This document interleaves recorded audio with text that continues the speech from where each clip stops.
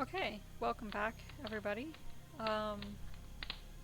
It has been a very long time since we last were doing these. I'm so sorry I kind of dropped off the face of the earth for a little bit, at least when it came to YouTube, and I was doing mostly my artwork and stuff like that, which I feel I have more people watching me for my artwork than I do watching me for the game, so... I haven't done any, like, speed paints other than the one that I recently posted. But I hope to do a few more in the future. I just got a new art program and I really, really like it. But yeah, I'm recording this on the new computer. So, let's look in here. You peer into the ornate coffin. Finding it unoccupied, you see that the interior is lined with shiny red satin. I hope you can hear it okay. I might bring it up a bit. A beautiful satin pillow adorns the interior of this ornate coffin. Okay, you guys gotta hear this, okay? This is so annoying. Let's see if you guys can hear it. Hello. This is just a test call. Time to stay home. Stay safe and stay home. It's so annoying. I get it so many times. We're probably gonna even hear it another time today. It's getting frustrating. It's been happening since like July. Anyway, sorry. Back to the game. At long last, you have located the final gem, the Death Gem. You breathe deeply, reach out, and take the stone in your hands. It is ice cold to the touch, but you don't care. This is the last thing you need to unlock the door of destiny. Now all you have to do is get out of here. Okay, so if you don't remember the last time we were in here, the last video, I guess, we came here to look for the Death Gem, and just as we opened up the coffin, a vampire came, and he pinned us up against the wall here, and we found out that he was, the husband of the old lady who lived by the beach. So we told him that she wasn't doing so well, so then he turned into a bat and left, and that's where we basically started the game from today. So we will continue the game. What I'm going to do is I'm going to finish King's Quest 2 before, like, in the next couple weeks, right? Which I think we only have like 1 or 2 videos left. Oh shoot, give me 1 second. There. We only have like 1 or 2 videos left for this game. And then we're gonna be on to the third one. But I'm gonna wait to do the third one until January, at least. Just because I'm really busy in December, so... I'm just gonna post these ones in December just to get it over with. We don't really need to go up there yet. Let's go up here. Oh, there's a shovel. Let's take it. You take the shovel into your possession. Stairs we go. We have to escape. Oh wait, shoot. Let me just do this real quick. I just want to show you that we can't leave. Come on.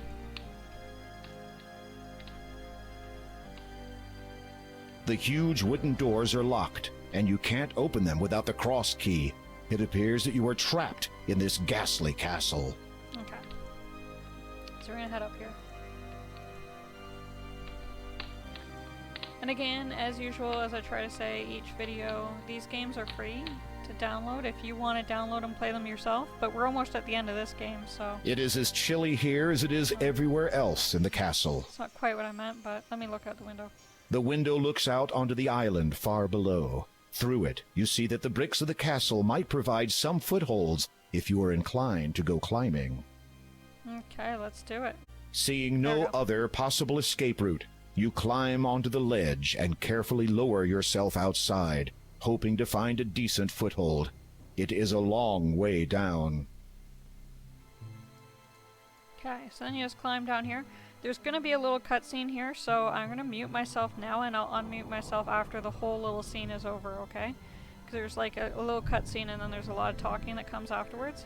The bricks of the wall are slippery. Be very, very careful. Okay, so I will be right back.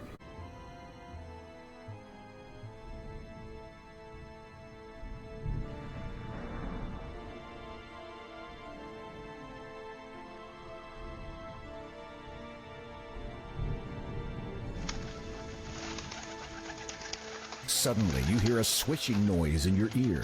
It's joined by two others. You instinctively try to brush whatever it is away, but in doing so, lose your hold on the bricks and fall backwards.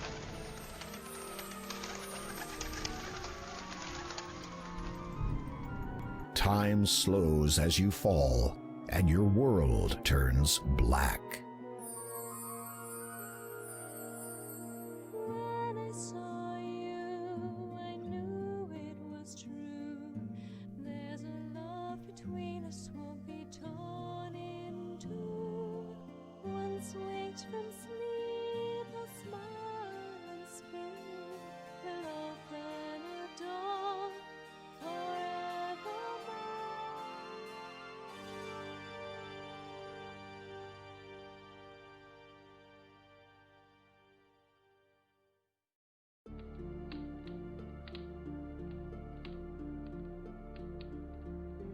Our guest has awoken, my love. Ah, good evening, dear king.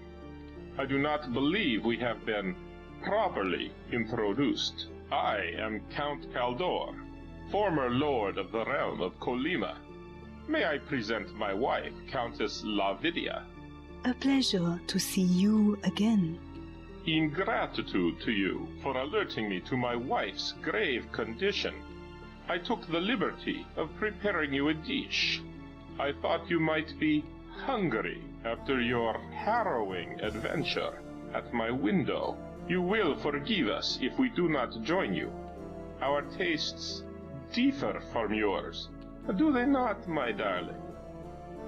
You shudder to think what different tastes actually means, but for some reason you note that you can no longer hear any rats squeaking in the distance. Indeed, so much to become accustomed to. You shall have all the time that the world has to share to grow accustomed to such things. Well, perhaps 30 years. Should the father locate the item by then, there might not be enough world left for anyone afterwards. As his father, that was why you frequently went abroad, always with that cloak of yours. Most certainly. But I think that my affiliation with him and his association has come to a close. My obligations to them took me away from my beloved too often. I do not wish to repeat that mistake. You are forgiven, my love. Their attention, which seemed to have wavered momentarily, now redirects back to you. Well, well, well. What to do with this one? What were you going to do with him? Kill him. I had quite clear instructions from Hagatha, who had apparently received them from the father himself. But if you are not, as you say, affiliated with his association anymore, They both share a knowing smile. tell us, King Graham, why are you here in Colima? You take a deep breath, trying to ignore the fact that you are the only one capable of doing so, and relate your story of the vision in the magic mirror and your quest to find the 3 gems of nature. The Count and Countess exchange cryptic smiles. Romancing the stones. Indeed. Obviously, that was a private joke, as you did not understand it. So you search for the one with which you would share the rest of your life. On that I cannot fault you, nor on your intentions here. Therefore, I can forgive the trespassing. However, there is the matter of the dark gem you wish to remove from my castle.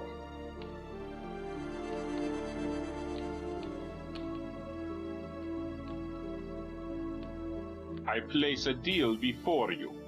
I am looking for a magnificent sapphire-encrusted tiara. It is a valuable family heirloom and has been on this estate for centuries. This castle and its estate are old, though. It could be virtually anywhere, in any number of hiding places. I suspect there are many that even I am not aware of. I wish to present this tiara to my wife as a gift to commemorate the eternity we shall spend together. If you can find it and bring it to me before sunrise, then I will give you the gem you seek and your freedom. You nod, unable to believe that you have virtually been ushered away from death's door just so you can run an errand for a couple of vampires. You do not want to think about the consequences if you fail to meet the deadline.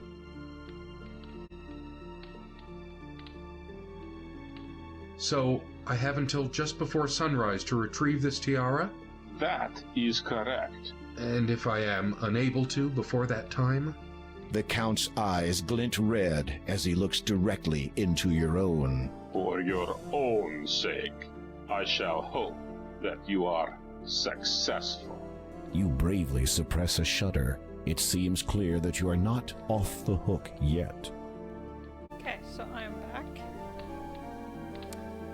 And we're gonna head down here. So I do want to quickly say, I'll probably be talking, like, this video is gonna be like a lot of random stuff. Sorry, just because there's a lot of things to say in the meantime. But yes, I do have the new computer, and as you'll probably see, especially when we leave the castle, before when it was having so many like issues in recording, it's not. It's gonna run just as smooth as the actual game runs now, so which is really, really nice. Anyways, let's head up here, and we'll continue the story. You see a young woman sitting on the dusty floor. She has a book in her lap entitled Little Red Riding Hood. I wish I could read this story. All the pretty words.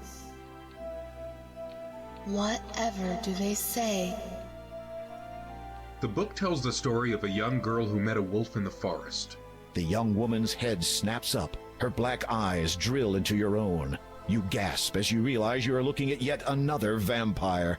Just how many has the Count made tonight? The young woman's lips transform from hungry to, fortunately, pleasant recognition. So you are the guest of my grandfather's house. I was hoping I would meet you again. The woman is startlingly beautiful, but in an eerie, unnatural way. You find yourself unable to speak for a moment. She does look somewhat familiar, but from where? Oh, my handsome gentleman does not recognize me? Should I? You remember the basket, the soup? With a start, you recognize the young woman. She's grown and matured considerably since you last saw her. The little girl, Possum, has been transformed completely into this. She has traded her small ruby cloak for a dazzling satin robe of the same color. Are you unhappy with my appearance? No, it's just that you have me at a disadvantage. I do not know your real name. Anastasia. A beautiful name. Yes, 'twas one of the few things my parents left me before they died. They're probably buried somewhere on this island, as a matter of fact. What do you seek here? You explain your so far unsuccessful attempt to locate the tiara. The young woman looks thoughtful for a moment, then suddenly snaps her fingers. A discarded pile of books shift aside from the floor, and a single black book is revealed underneath. She appraises the black book with indignant incomprehension, then holds it out towards you. You take the book from Anastasia's hand. I do not suppose that has anything to do with it, but it must be about something important.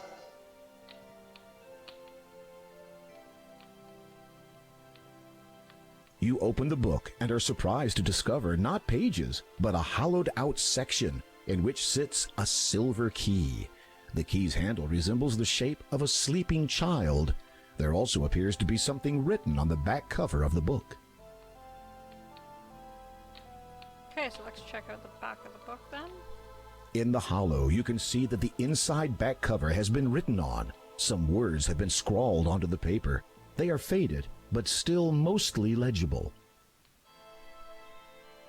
The writing scrawled on the back cover reads, "If treasure you seek, dear to my heart, Tales of fiction is where you must start. Find first the beauty with stepsisters too, then visit the huts that the big bad wolf blew. The girl with no flock will usher your way to the little old man who spins gold out of hay.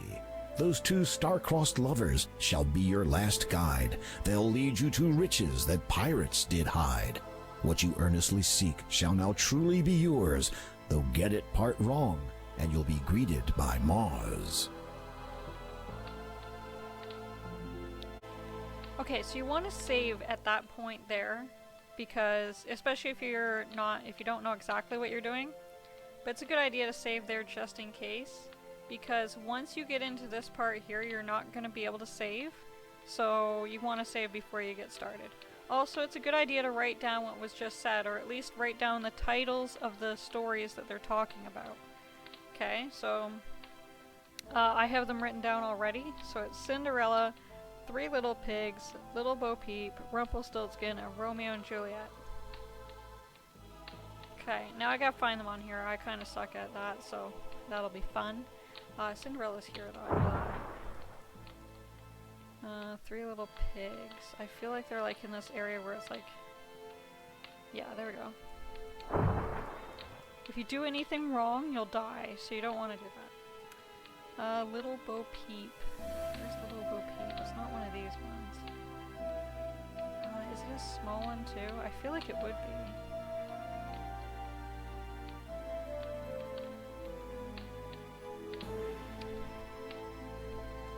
So I hope everyone's holidays are going good. I should have maybe played something with a little bit more Christmassy feel to it. Or, you know, something like that, but whatever. This year is 2020, so we're just gonna do whatever. Down here's Three Little Pigs. It's gonna be up. It's not in this group. Yeah, Little Bo Peep, right there. I'm not sure what my plans are this year. I'm not gonna do a whole lot, I don't think. So Little Bo Peep, Rumpelstiltskin's over here. No, it's not. It's over here. And Romeo and Juliet's up along the top, because that's where all the Shakespeare plays are. And then you watch... A new book has appeared on the third shelf down. Okay, so that's the one we want. If we look, it's Treasure Island, which is, they also mentioned at the very end. So we grab that. You've located the correct book. You pluck it from the shelf and read its title, Treasure Island. What is this? There seems to be a lock binding the cover shut. The keyhole requires a small, thin key. Nice, I think we have that. Right? Can I get over here? There we go. I'm just gonna stand away from that bookcase because I don't want to be near it. I hope you guys can hear me okay. I don't like it. My microphone, I gotta be like right up to it. That's the one thing I want to get is a better microphone. Maybe for Christmas or something. The key fits perfectly into the lock. You turn it and hear a soft click. The book is now open. Skimming through the book, you find that a map has been sketched onto the last page. Close scrutiny reveals it is a top-down layout of the castle and its surrounding grounds. According to this, the tiara has been buried near one of the graves. You shudder, hoping that this is not going to be a case of digging all night while trying to avoid unearthed zombies. There is also a small piece of writing near the bottom. A date of fate can be found with a first, a second, and a double of nothing. Okay, so let's head out here. And I wish only one thing as payment for helping you find that book. Of course. Would you be so kind as to take this bracelet and place it on my mother's grave? I believe she wanted me to have it while I was alive. Now, it seems no longer appropriate to keep it. Thank you. I must retire now. It will not be long before sunrise. Good night, Graham. Good night, Anastasia.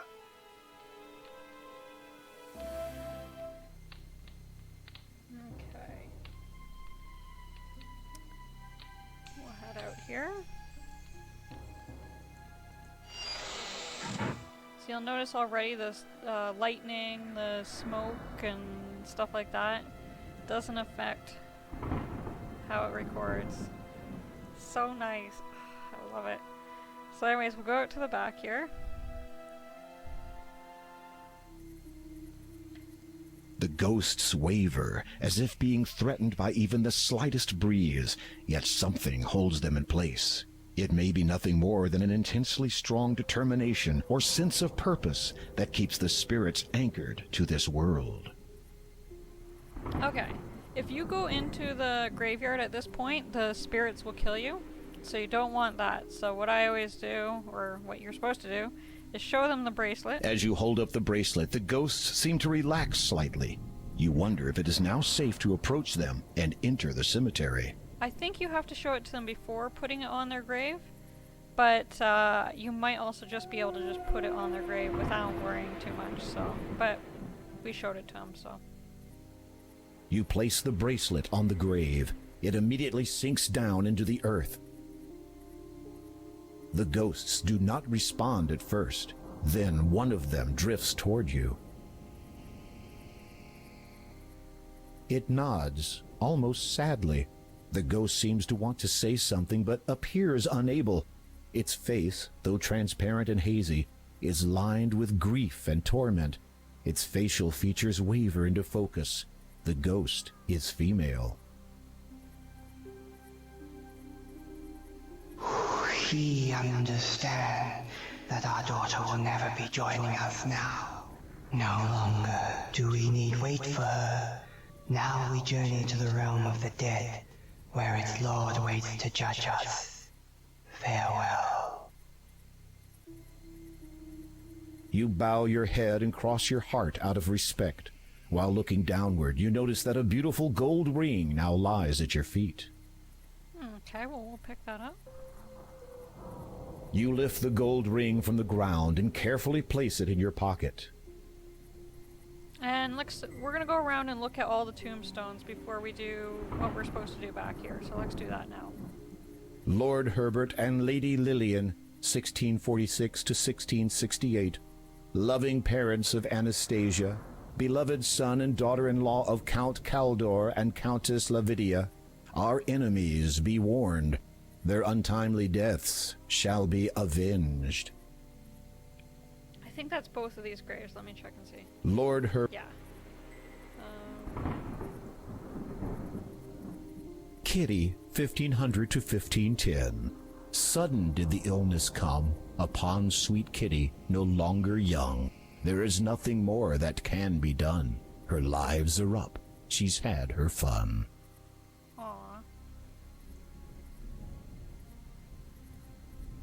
Susanna Somnia, 1195 to 1265. He had put her to bed after she'd had supper, but forgot next morning to stir and wake up her. Mary Ann Drinkwater, 1230 to 1266. They had traveled safely for many a day until crossing a bridge along their way. She lost her balance and fell to her fate. He tried to save her, but it was too late. Douglas Buckmaster, 995 to 1020. The noise, said he, is far too loud, as he discerned the maddened crowd. The mob broke in, then he did scream, I'd rather this a sight unseen. They strung him up from toe to head, and as for after, enough's been said. This grave is centrally located within the cemetery. A stone gargoyle rests atop it. You see the name on the headstone and swallow hard. It says, Count Caldor, died 1646. Though you did not think it possible, you suddenly feel a lot colder. I mean, you already know he's dead. Tombs and crypts line the edge of this run-down cemetery. Though once grand and noble, years of neglect have obviously taken their toll on them. Samuel You Believe, 1255 to 1300. This young man sought to be holy, to save himself from being lowly. He joined the hood and wore their cloth, eventually died from professional sloth. It's you, King Graham of Daventry. Sounds a lot better than Sir, doesn't it? Count Bartholomew Scrooge, 1017 to 1101. To warnings he would pay no mind. Of his ailing health, his relatives they'd bide their time. After all, he had great wealth. Jacob Scarlet, 1354 to 1411. He would not rise from out of bed, not even to soothe his aching head. Should have heeded what the doctor said. It's too late now, for he is dead.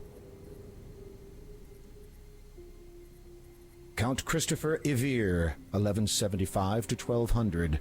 The young Ivere, his time so near, said he, my dear, lend me your ear. Please do not fear, my life ends here. Okay, so that's the important grade we want to pay attention to. Alfred Chamberlain, 810 to 810. He'd not seen his first sunrise, felt not the warmth of dawn.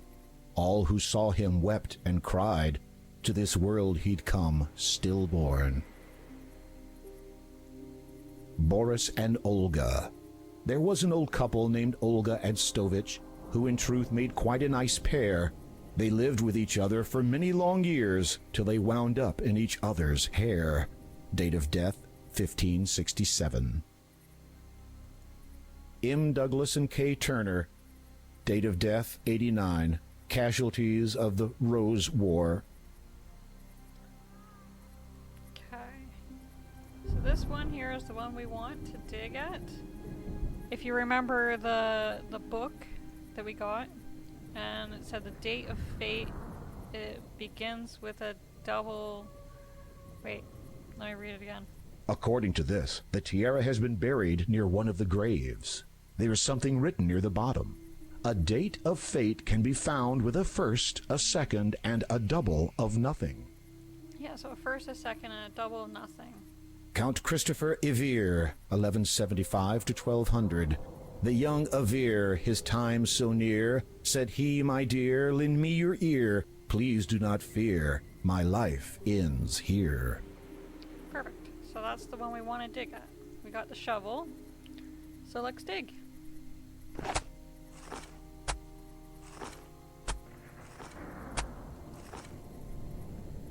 You stop digging when your shovel hits something hard. Nervously, you reach down, open the coffin, and look inside. There is a tin box here. It contains personal items that belong to the coffin's occupant in life. You search through the belongings of the deceased. According to the headstone, they belong to a Count Christopher Ivere. After some tentative searching, you find a parchment. It appears to be the last will and testament of Larman Odnarb, healer. This isn't right.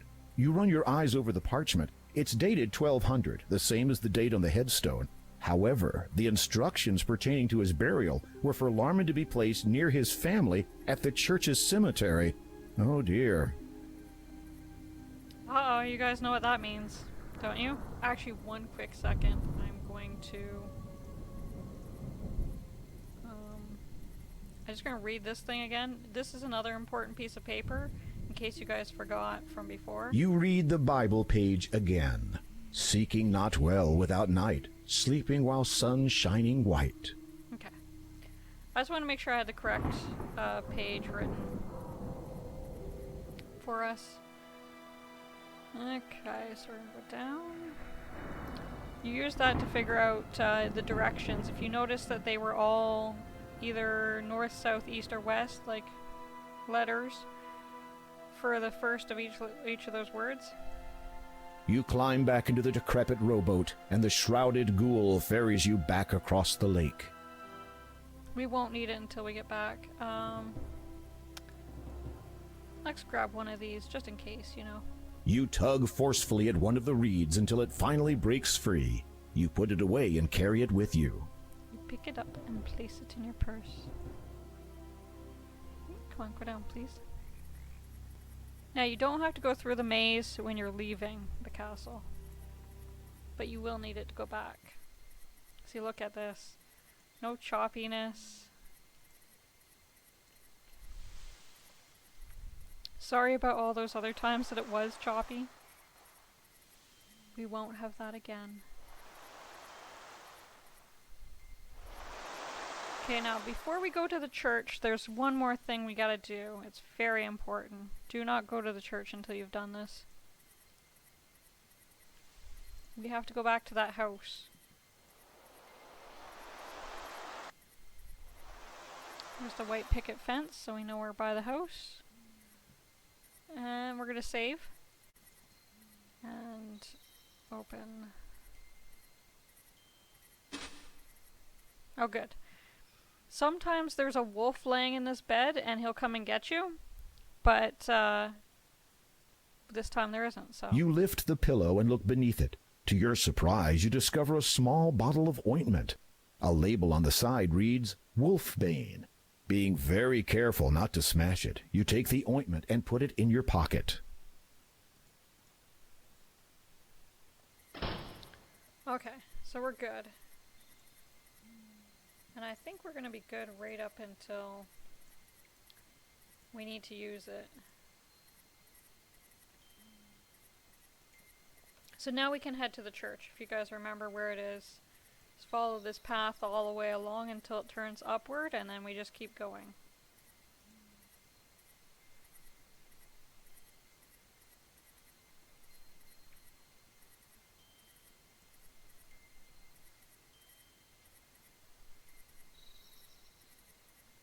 Okay, so here's the church. Your heart beats faster and faster as you push on the handle of the church door. It opens, and you nervously step inside.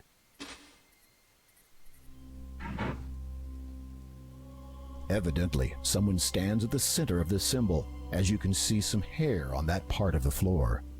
A strange pattern has been drawn on the floor, adorned with candles and peculiar objects. A large tapestry now adorns the wall behind the altar. The image on the tapestry bears a depiction of some kind of ceremony or ritual. It is somehow reminiscent of the room you are now standing in. Okay, so we're going to look at this journal. I'm going to leave it on the screen. You guys can read it if you want. There is some interesting things that it talks about. It's not overly important, but I'll leave it on there long enough for you guys to read it if you guys want. I have a hard time reading the font, as you guys know, so I'm not going to. Believe it or not, I went through all of King's Quest IV, reading it no problem. I've already recorded that one without too much problem at all, whereas this one here, I have, for some reason, I cannot see the font really well.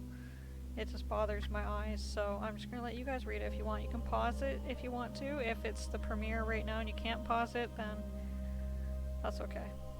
You know, just do your best, I guess. You look over the book. It is a journal written by Lowolf, head monk of the Church of Kalima. Flipping through it, you see a paragraph with a name you recognize.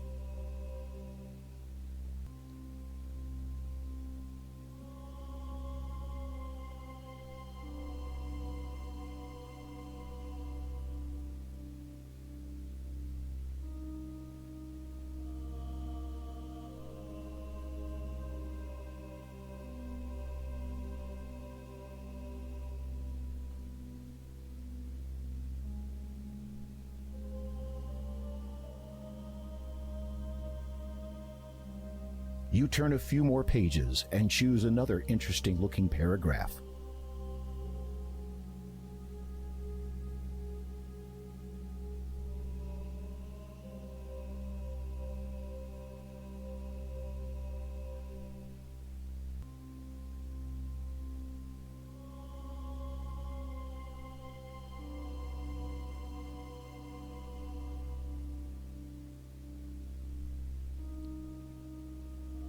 The journal largely contains many entries of similar types and of daily matters of a monk's life. You are about to replace the journal where you found it, but your eye catches a most peculiar passage.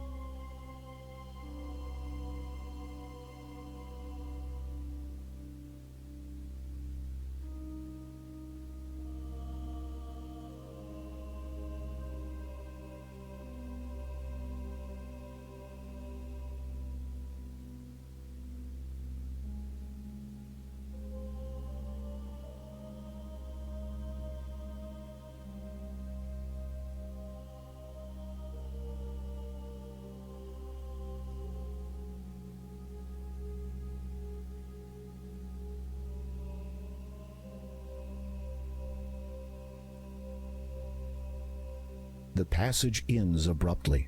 Though there are many pages left to be written on, it is evident that the final passage was written a number of years ago. How strange. You replace the journal, putting it back where you found it.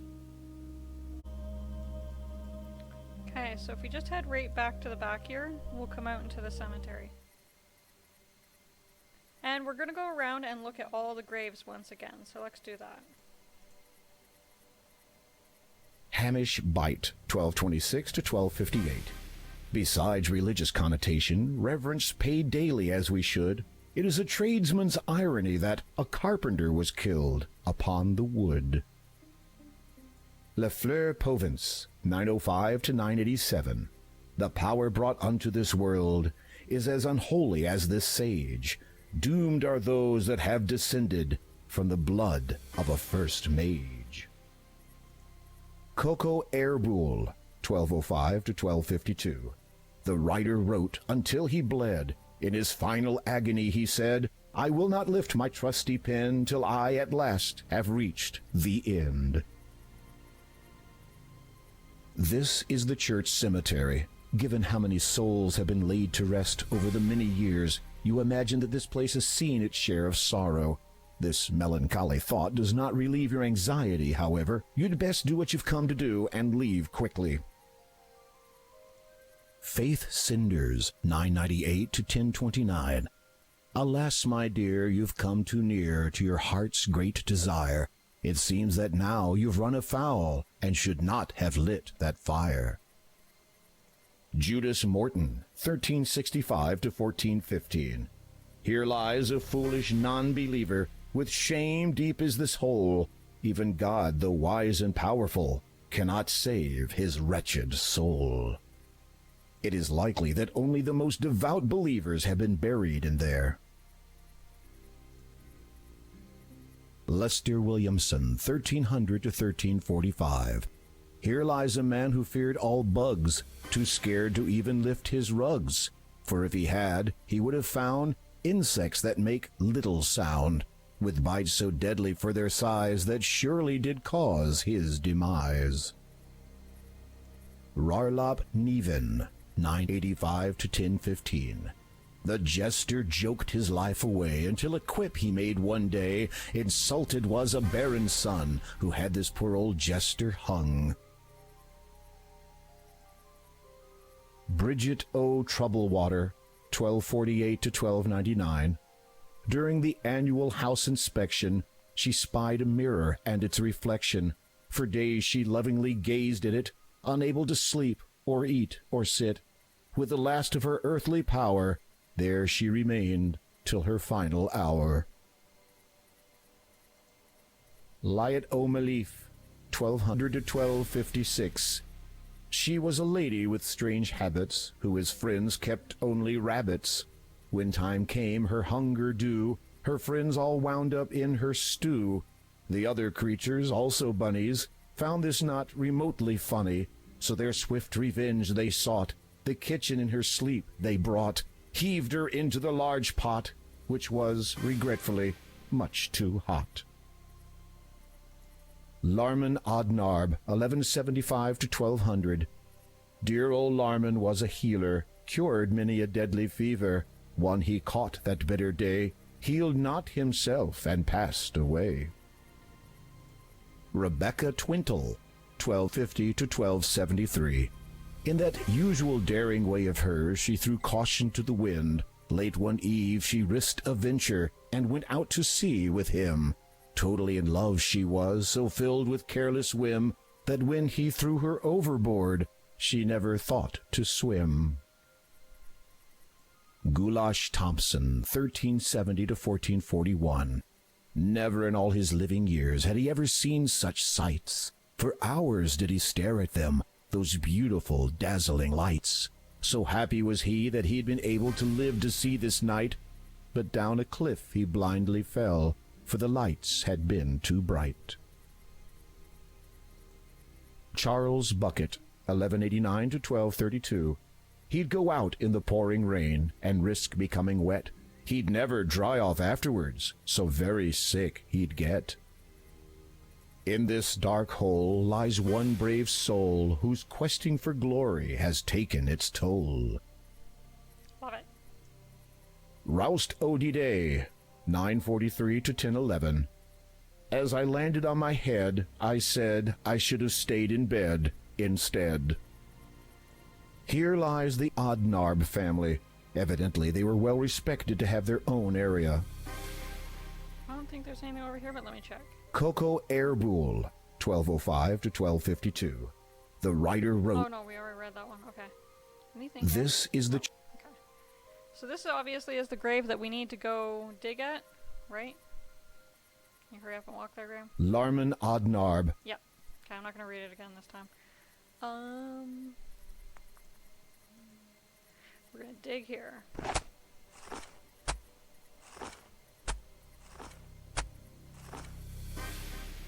You stop digging when your shovel hits something hard.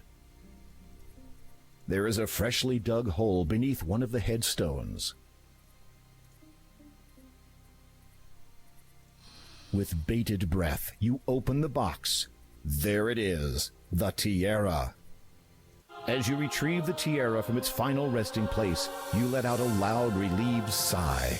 You feel as if the coming sunrise will be the most glorious sight you will ever behold, considering how close you were to never seeing another again. Now don't delay, you still have to get it back to the castle.